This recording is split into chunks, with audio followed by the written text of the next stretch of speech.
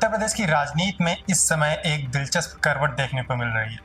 मायावती, जो पिछले कुछ सालों से निष्क्रिय राजनीति में थी, वो अचानक पूरे फॉर्म में लौट आई है। पिछले एक महीने में उनके 5 बड़े आयोजनों ने साफ कर दिया कि बसपा एक बार फिर से सक्रिय हो चुकी है और 2027 के चुनाव को लेकर तैयारियां शुरू कर दी हैं। लेकिन अब सवाल ये है कि क्या मायावती 2027 के चुनाव में एक बार फिर से सत्ता का विकल्प बन पाएंगी? क्या मुस्लिम, दलित और पिछड़े वर्ग को वोटों को वो 2027 के चुनाव में साथ पाएंगी? आखिर 2027 के चुनाव को लेकर मायावती की प्लानिंग क्या है, आइए इस वीडियो में समझते हैं। उत्तर प्रदेश की सियासत में एक बार फिर मायावती ने अपनी वापसी का बिगुल बजा दिया है। पिछले एक महीने में बहुजन समाज पार्टी की मुखिया ने ताबड़तोड़ 5 बड़े आयोजन कर साफ कर दिया है कि वो पहले वाली मायावती नहीं रही, बल्कि पूरी तैयारी के साथ 2027 की विधानसभा चुनाव की ओर बढ़ रही है। इन आयोजनों के जरिए उन्होंने न केवल अपने ऊपर लग रहे सारे आरोपों को धोने की कोशिश की, बल्कि पार्टी को फिर से सक्रिय करने का अभियान भी शुरू कर दिया है।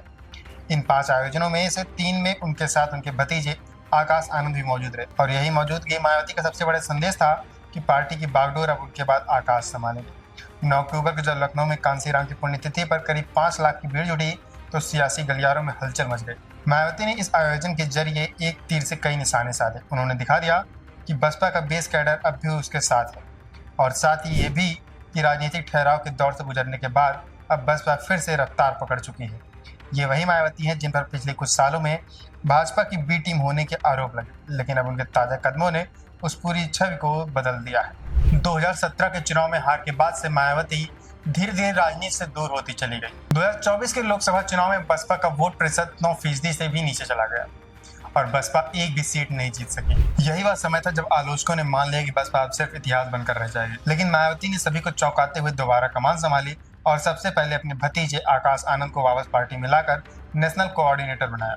फिर अगस्त में राष्ट्रीय संयोजक का पद देकर उन्हें अपने उत्तराधिकारी के रूप में पेश किया। लखनऊ की रैली के बाद मायावती ने 3 दिनों के भीतर मुस्लिम और पिछड़े समाज की भाईचारा कमेटियों की बैठकों का आयोजन किया। इन बैठकों से उन्होंने बसपा का नया राजनीतिक फार्मूला पेश किया।